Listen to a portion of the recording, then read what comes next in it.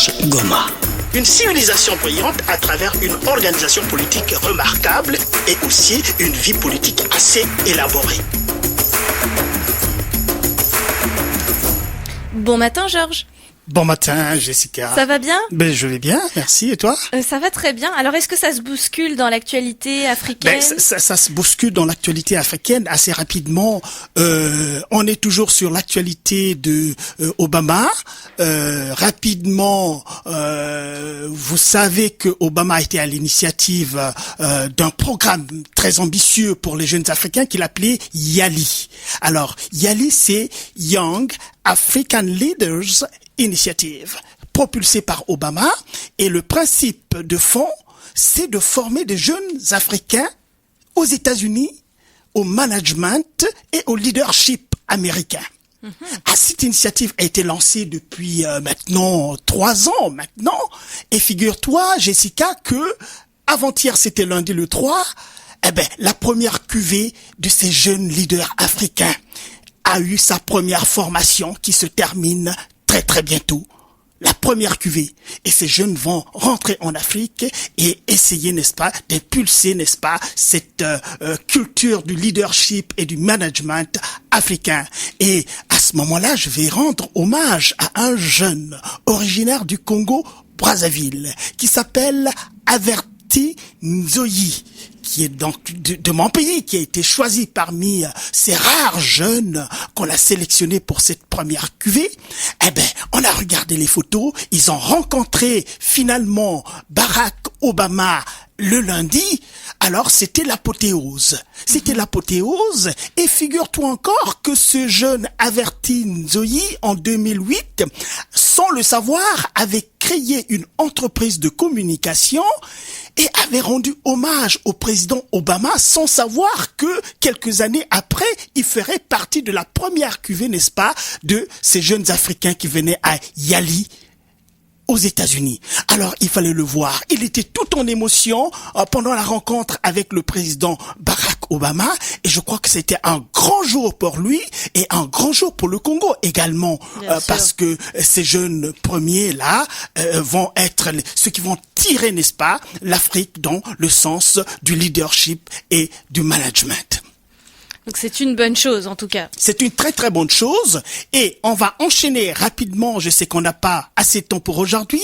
Alors, l'actualité, c'est également au Congo-Brazzaville.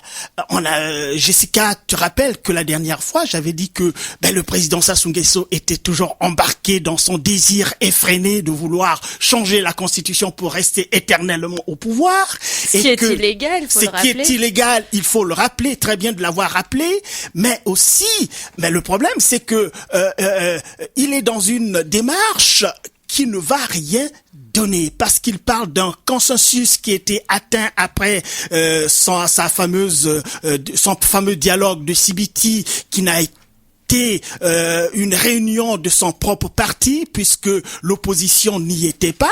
Mais figure-toi que l'opposition aussi s'est organisée, a organisé un dialogue alternatif pour bien démontrer qu'il n'y a pas consensus au Congo-Brazzaville par rapport, n'est-ce pas, au changement de la Constitution. Et monsieur François Hollande, président de la France, lui avait rappelé que s'il y a changement de Constitution au Congo-Brazzaville, ce qui est illégal déjà quand on voit les textes, mais il faut que ça soit un consensus.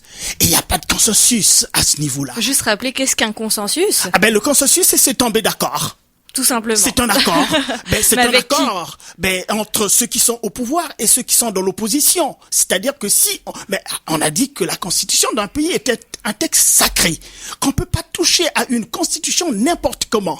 On touche à la constitution, on change, on peut modifier ou amender une constitution, mais changer, il faut qu'il y ait suffisamment de raisons pour que l'on puisse changer une constitution. Or, monsieur Sassou Nguesso, dans un pays qui fonctionne correctement, les institutions fonctionnent très bien, il n'y a pas une crise majeure, il n'y a pas une crise économique, il n'y a pas une crise politique, il n'y a pas une crise culturelle qui justifierait le changement d'une constitution.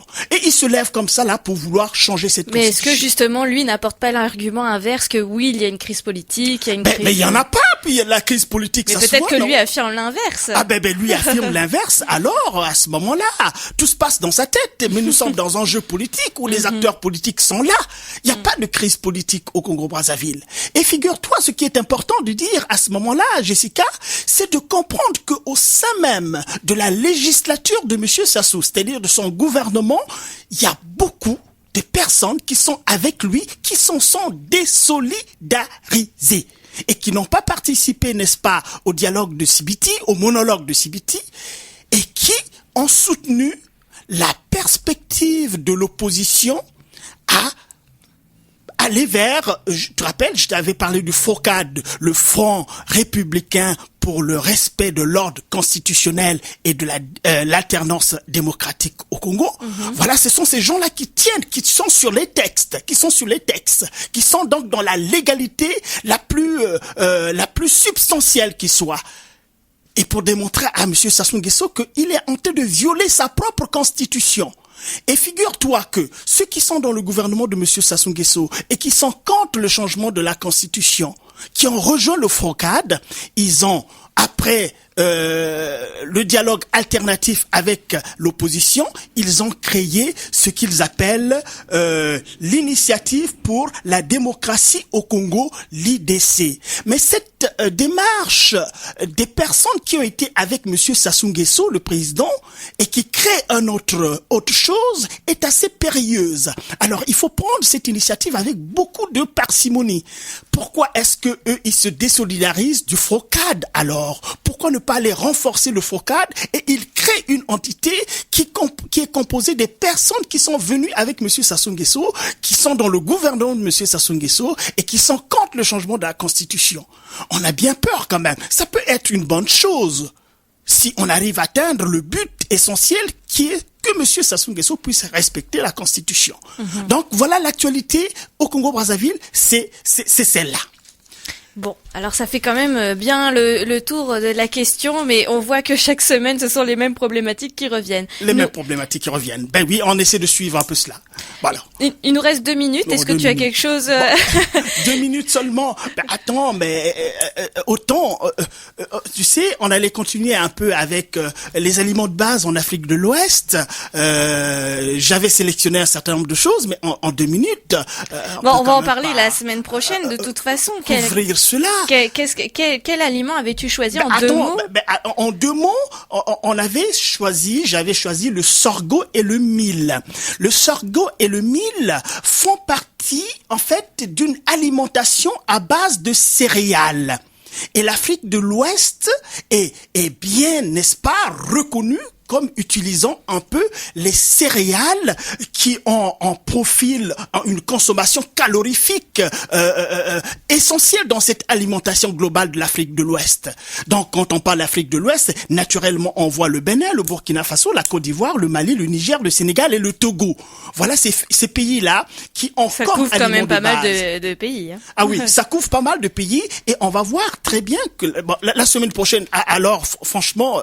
on va en parler la semaine prochaine. Parler parce que c'est très important là sur les aliments de base que j'ai sélectionné, notamment le sorgho qui a une belle histoire. Figure-toi que le sorgho, par exemple, a été un aliment que les populations d'Afrique et d'Asie d'ailleurs trouvaient à l'état sauvage. Ces graminées-là. Et ça a été domestiqué au cours de l'histoire. Et figure-toi, 600 000 ans avant Jésus-Christ. Il y a une belle histoire. Et il y a des restes archéologiques aussi qu'on a trouvés sur ce produit-là, ce sorgho-là, entre le Soudan et l'Égypte. Et qui montre très bien comment est-ce que le sorgho est un graminé qui vient de très loin, qui a une très très belle histoire. Et nous reviendrons la semaine prochaine sur ça. Et sur ces thèmes qu'on va développer. Voilà, sur ces thèmes qu'on va développer. Et dommage. Merci beaucoup, Georges. Mais ça donne envie aux auditeurs de revenir mercredi prochain pour écouter et découvrir justement ces aliments de la culture. Les aliments de base. Les aliments de base, excuse-moi, de la culture d'Afrique noire. Absolument. Merci encore, Georges Goma. Merci à tous les invités aujourd'hui. Les matins éphémères, c'est terminé pour aujourd'hui. Je vous laisse avec Univers francophone, animé par Suzanne Castanguest et Jessica Leb au micro pour vous accompagner depuis 7 heures. On se retrouve dès demain pour une prochaine émission. Bon matin à tous.